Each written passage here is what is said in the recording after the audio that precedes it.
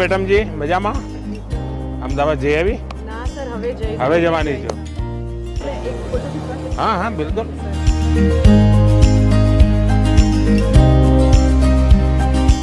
सबसे बहुत छोटी एथलीट है हमारी 14 साल की, पहली बार कंटीजेंट। उस दिन मेरा परिचय हुआ था। हाँ, sure। हाँ।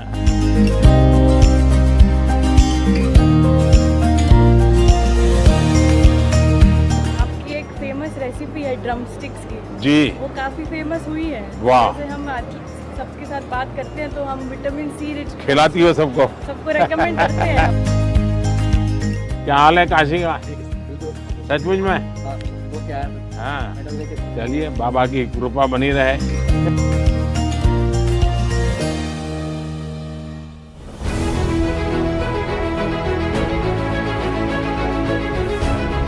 पीएम सर इतना करीबी से हॉकी को फॉलो करते हैं, उनको ये भी पता था कि हम हरमन को सरपंच बोल रहे हैं।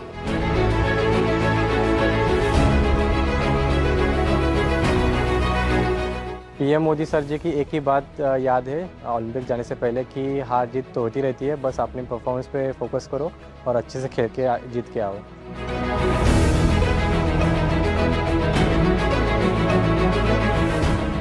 मैच के बाद ही उनका कॉल भी जैसे मुझे आया तो काफ़ी अच्छा लगा, उन्होंने बहुत प्रोत्साहित किया।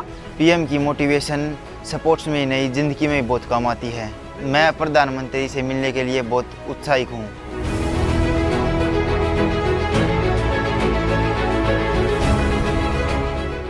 सर जो तरीके से मोटिवेट करता है वो स्पोर्ट्समैन है और ज़िंदगी में भी बहुत बड़ा काम आता है। तो मैं आज सर से मिलने के लिए बहुत ही ज़्यादा एक्साइटेड।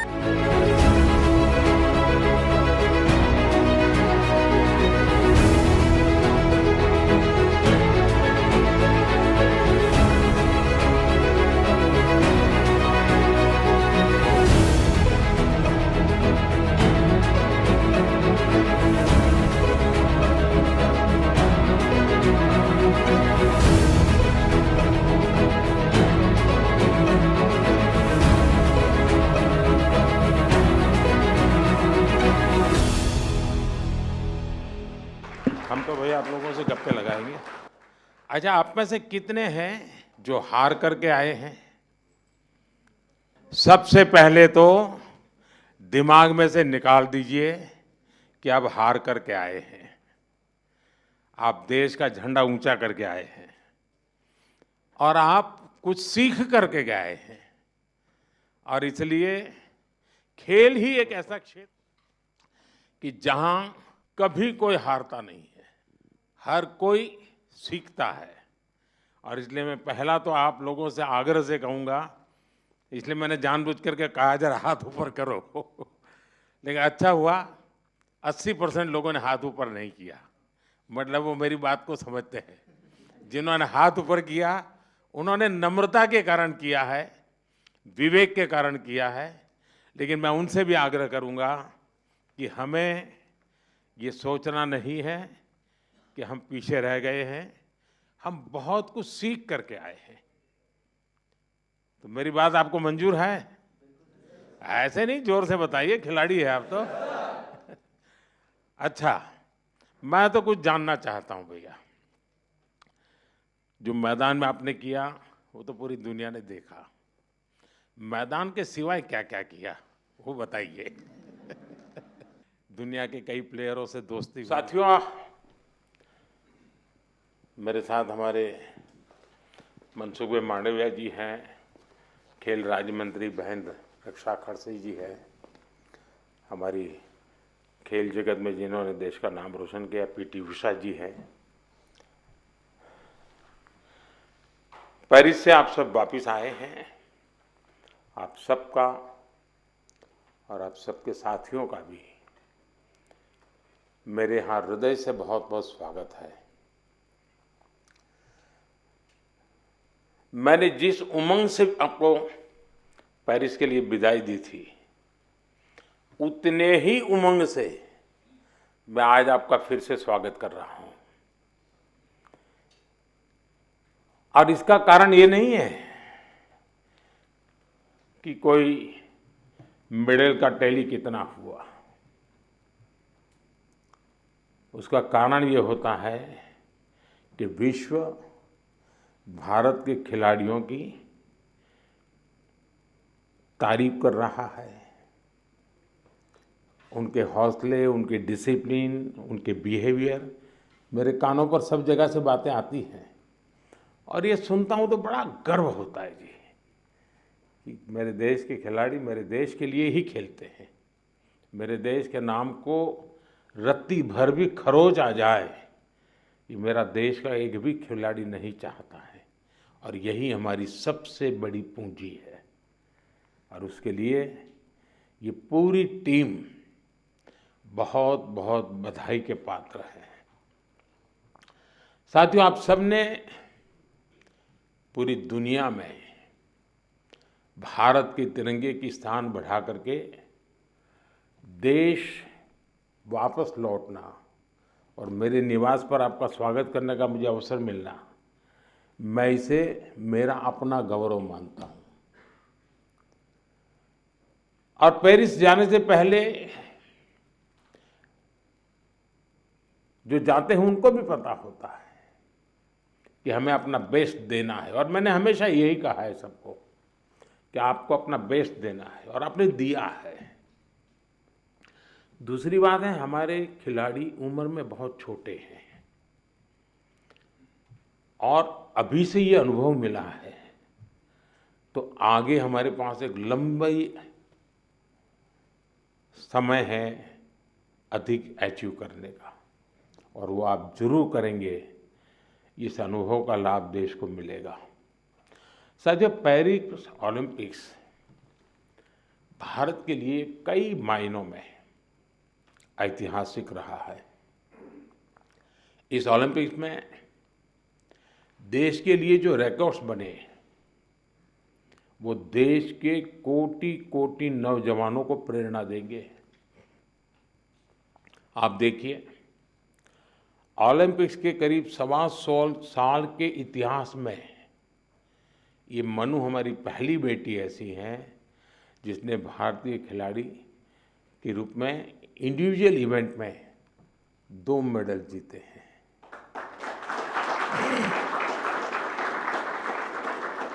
हमारा नीरज पहला ऐसा भारतीय खिलाड़ी है जिन्होंने इंडिविजुअल इवेंट में गोल्ड और सिल्वर जीते। हॉकी में भारत ने 52 साल बाद लगातार 2 बार मेडल जीते कंटिन्यूसली।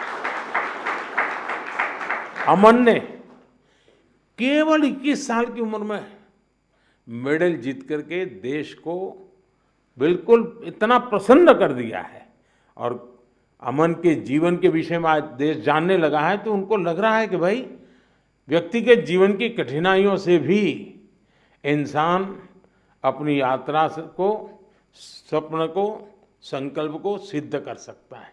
कठिनाइयां अपने आप अपनी जगह पर रह जाती है। अमन ने करके दिखाया है। विनेश पहली ऐसी भारतीय बनी जो कुश्ती में फाइनल तक पहुंची। ये भी हमारे लिए बड़ा गर्व का विषय है। ओलंपिक्स में 7 शूटिंग इवेंट्स में इंडियन शूटर्स फाइनल्स में पहुंचे और ये भी पहली बार हुआ है। इसी तरह तीरंदाजी में धीरज और अंकिता पदक के लिए खेलने वाले पहले भारतीय तीरंदाजी बने और लक्ष्य, हमारा लक्ष्य सेन, आपके मैच ने तो पूरे देश का जोश बढ़ा दिया है। हमारे लक्ष्य भी ओलंपिक में सेमीफाइनल तक पहुंचने वाले एकमात्र पुरुष बैडमिंटन खिलाड़ी बने हैं। हमारे अविनाश सावले, इसने स्टीपल चेज के फाइनल में क्वालिफाई किया। इस फॉर्मेट में ये भी फर्स्ट टाइम रहा। साथियों, हमारे ज्यादातर मेडलिस्ट, जैसा मैंने कहा, अपने 20s में है, बहुत छोटी आयु के हैं। आप सभी बहुत युवा हैं, आपके पास बहुत समय है, बहुत ऊर्जा है और ये भी सही है कि टोक्यो के और पेरिस के बीच में नॉर्मली 4 साल का समय रहता है, इस बार 3 साल का ही समय था। तो हो सकता है आपको 1 साल और अगर मिला होता प्रैक्टिस का, तो शायद आप और नई कमाल करके दिखा देते। अभी लंबी कैरियर में आप कई बड़े टूर्नामेंट खेलेंगे, खेलना बंद नहीं करना चाहिए, रुकना भी नहीं चाहिए, एक भी मैच छोड़नी नहीं चाहिए। ये युवा दल इस बात का प्रमाण है कि स्पोर्ट्स में भारत का भविष्य कितना उज्जवल रहने वाला है। मुझे विश्वास है पेरिस ओलंपिक्स भारतीय स्पोर्ट्स की इस उड़ान के लिए एक लॉन्च पैड साबित होने वाला है। ये टर्निंग पॉइंट है हमारा। उसके बाद विजय ही विजय है दोस्तों, हम रुकने वाले नहीं है। साथियों, आज भारत अपने यहाँ world class sports ecosystem develop करने की प्राथमिकता दे रहा है। ग्रासरूट से आने वाले खिलाड़ियों को उनको तराशना ये बहुत जरूरी है। हमने गांव-गांव, शहर-शहर से युवा प्रतिभाओं को आगे बढ़ाने के लिए खेलो इंडिया मुहिम शुरू की और मुझे खुशी है कि खेलो इंडिया से निकले 28 खिलाड़ी इस ओलंपिक समूह का हिस्सा बने हैं।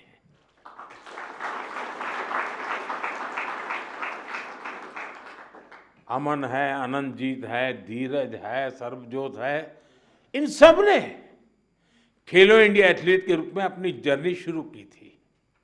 और इससे हुआ ये है कि खेलो इंडिया में खेलना और जी भर के जीतना, ये एक बहुत बड़ा अहम हिंदुस्तान का कार्यक्रम बन चुका है जी। मैं मानता हूँ मैं खेलो इंडिया को और तवज्जो देनी है और ताकत देनी है। उसी में से हमें अच्छे नए होनहार खिलाड़ी मिलने वाले हैं। आपकी तरह ही खेलो इंडिया एथलीट्स की एक बड़ी फौज देश के लिए तैयार हो रही है। हमारे खिलाड़ियों को सुविधाओं और संसाधनों की कमी न पड़े, ट्रेनिंग में दिक्कत ना आए, इसके लिए बजट भी लगातार बढ़ाया जा रहा है। सबको पता है कि किसी भी खिलाड़ी के लिए ज्यादा से ज्यादा कंपटीशन में हिस्सा लेना कितना आवश्यक है। मुझे संतोष है कि ओलंपिक्स के पहले आपको अनेकों इंटरनेशनल कंपटीशन का एक्सपोजर मिला है।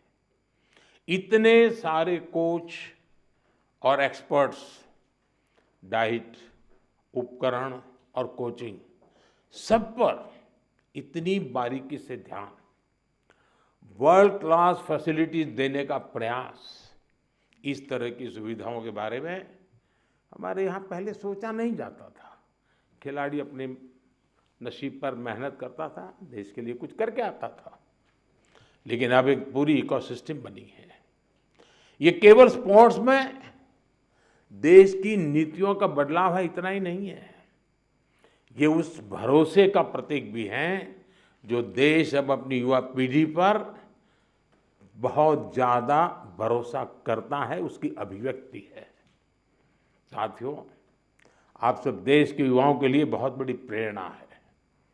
मैं मानता हूं आप में से हर किसी के बारे में देश को, देश के युवाओं को ज़्यादा से ज़्यादा जानना चाहिए। यहाँ भी मेरी इच्छा है कि मैं हर किसी का नाम लेकर उसकी चर्चा करूं, विशेषकर हमारी बेटियां। पिछली बार की तरह इस बार भी बेटियों ने ही ओलंपिक में भारत की जीत का श्री गणेश किया है। मनु को जिस तरह पिछली बार तकनीकी कारणों से निराश होना पड़ा था, फिर उन्होंने जो वापसी की, अंकिता ने जिस तरह सीजन का अपना सर्वश्रेष्ठ प्रदर्शन किया, मनिका बत्रा और श्रीजा अकुला ने भी सबका ध्यान खींचा है। इसी तरह बाकी खिलाड़ी भी रहे, खासकर नीरज ने अपनी लगन और अनुशासन में जिस तरह कंसिस्टेंसी दिखाई है, स्वप्निल ने कठिनाइयों को पार कर जिस तरह मेडल जीता है, हॉकी में हमारे सरपंच साहब, उनकी टीम ने दिखा दिया कि भारत की ताकत क्या है। PR श्रीजेश ने ये बता दिया कि द बॉल क्यों है, जो मेडल जीता या जो एक पॉइंट या कुछ सेकंड से चूका, उस सब ने एक ही संकल्प दोहराया, ये सिलसिला गोल्ड से पहले नहीं रुकेगा।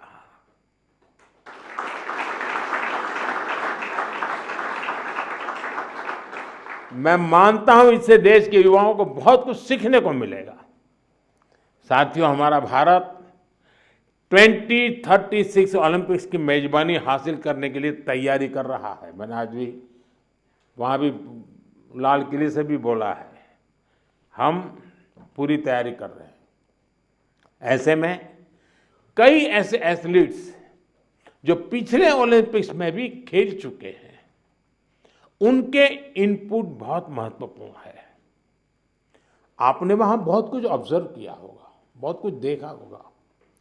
ओलंपिक की प्लानिंग से लेकर के वहाँ की व्यवस्थाओं तक, स्पोर्ट्स मैनेजमेंट से लेकर इवेंट मैनेजमेंट तक आपने अनुभव, अपने ऑब्जर्वेशंस, हमने इसको लिख के रखना चाहिए, वो सरकार को साझा करना चाहिए, ताकि हमें 2036 की तैयारी में ये जो छोटी छोटी बारीक चीज़ें खिलाड़ी देख करके आता है, उससे और जो कमी नज़र आती है वो भी हमें 36 की तैयारी के लिए काम आएगी। तो एक प्रकार से आप मेरी 36 की टीम के फौजी है, आप सबको मेरी मदद करनी है, ताकि हम 2036 में दुनिया में अब तक न हुआ हो ऐसा ओलंपिक कर करके मेजबानी करके दिखाएं।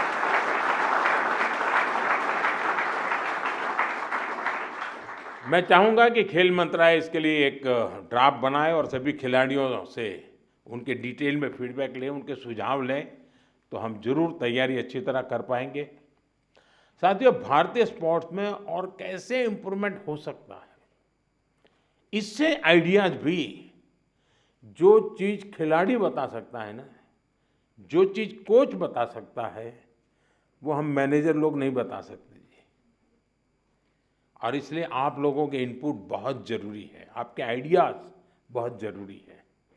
आप पर भविष्य के खिलाड़ियों को मोटिवेट करने, उन्हें आगे बढ़ाने का भी दायित्व है।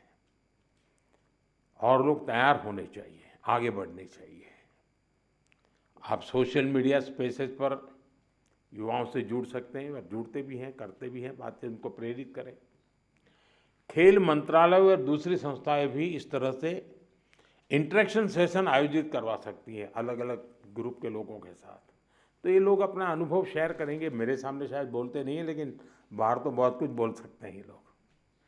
साथियों, आप सबसे मुझे मिलने का अवसर मिला, और जब आप आए और मैं आपको ऐसे ही जाने दूं तो फिर बात अधूरी रह जाएगी। और इसलिए मैं तो कुछ न कुछ आपके जिम्मे काम छोड़ने ही वाला हूँ। और पहले भी जब भी मैंने आपको कुछ कहा है, आपने जरूर उसको पूरा करने का प्रयास किया है। देखिए, जो साथी टोक्यो ओलंपिक के बाद आए थे, उन्होंने मैंने स्कूलों में जाने और युवाओं से मिलने का आग्रह किया था, और उन्होंने किया था, उसका लाभ भी हुआ है। आज देश पर्यावरण की रक्षा के लिए एक पेड़ माँ के नाम अभियान चला रहा है। मैं आप सबसे कहूँगा, आप भी उससे जुड़े, अपनी माँ को लेकर के एक पेड़ लगाइए, पेरिस को भी याद कीजिए और पेड़ लगाइए। अगर माँ नहीं है तो माँ की तस्वीर लेकर के खड़े रहिए और पेड़ लगाइए। आप में से ज़्यादातर खिलाड़ी गांव की पृष्ठभूमि से हैं, सामान्य परिवार की पृष्ठभूमि से हैं। आपने पेरिस में भी देखा है, और इस बार के पेरिस के ओलंपिक की विशेषता थी, वो पर्यावरण को प्रमोट कर रहे थे। उन्होंने एनवायरनमेंट फ्रेंडली सारा वहाँ पर इकोसिस्टम डेवलप किया था। आप भी अपने गांव जाए तो वहाँ के लोगों को नेचुरल फार्मिंग, प्राकृतिक खेती, केमिकल फ्री खेती, हमारी धरती माता की भी रक्षा हमको करनी है, ये बात उनको बताइए। और इन सब के साथ दूसरे नौजवान साथियों को स्पोर्ट्स के जुड़ने के लिए, फिटनेस के लिए उनको प्रेरित करना चाहिए। फिटनेस की तरफ आप ही उनको गाइड कर सकते हैं, और मैं मानता हूं कि इससे बहुत बड़ा लाभ होगा। साथियों, मुझे विश्वास है आप सब सदा सर्वदा देश का नाम रोशन करेंगे। विकसित भारत की हमारी यात्रा युवा प्रतिभाओं की सफलता से और ज़्यादा खूबसूरत बनने वाली है। इसी कामना के साथ मेरी फिर से एक बार आप सबको बहुत बहुत शुभकामनाएं हैं। मेरे लिए आप सब अचीवर हैं। आप में से कोई ऐसा नहीं है जिसने कुछ अचीव नहीं किया है। और जब मेरे देश से ऐसे नौजवान कुछ अचीव करके आते हैं ना, तो उसी के भरोसे देश भी अचीव करने की तैयारी कर लेता है। बहुत बहुत बधाई, बहुत बहुत शुभकामनाएं दोस्तों।